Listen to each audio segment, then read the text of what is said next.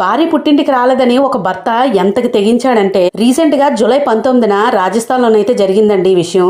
ఎంత చెప్పినా తాగుడు మానలేదని చెప్పేసి భర్తని వదిలేసి భార్య అయితే పుట్టింటికైతే వెళ్ళిపోయింది. తను ఎంతకీ రాకపోవడం వల్ల భర్త ఏం చేశాడంటే ఒక మాంత్రికుడిని అయితే సంప్రదించాడు. ఆ మాంత్రికుడు ఏం పరిహారం చెప్పాడంటే చాలా గొప్పగా చెప్పాడండి.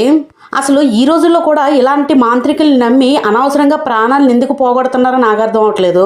తన భార్య పుట్టింటి నుంచి ఇంటికి తిరిగి వచ్చేయాలి అంటే ఒక పరిహారం అయితే చెప్పాడంటండి ఆ మాంత్రికుడు.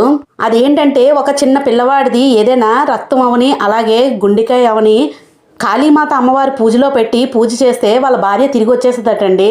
ఇదేమి మూఢనమ్మకం నాకు అర్థం అవ్వలేదు. అతను చదువుకున్న మూర్ఖుడో చదువుకోలేని మూర్ఖుడో తెలియదు కానీ ఆ మాంత్రికుడి మాటలు వినేసి తను ఎంతకి ఒడిగట్టాడంటే తన సొంత అన్నదమ్ముడు కొడుకు 6 ఏళ్ళుంటాయి ఆ అబ్బాయినైతే పేక కోసి చంపేశాడండి. అలా చంపేసి ఊరి చివరికి తీసుకెళ్లి బాడీనైతే అందులోని కావాల్సిన పాట్లవని అలాగే సిరంజితో రక్తం అవని తీసేసుకున్నాడు. ఎవరికీ తెలియకుండా గడ్డినైతే మూసేసి తిన్నగా తన పని తను చూసుకోవడానికి అయితే వెళ్ళిపోయాడు. మాంత్రికుడు వచ్చేసరికి ఇలాగా పూజలోని దగ్గర 12,000 ఇచ్చి ఇలాగ ఈ రక్తంతో గుండెకాయతో పెట్టి పూజ చేస్తేనట వాళ్ళ ఆవిడ తిరిగి వచ్చేస్తుందట. అది అసలు అలాగా నమ్మి ఇంత పాపానికైతే ఒడిగట్టాడండి.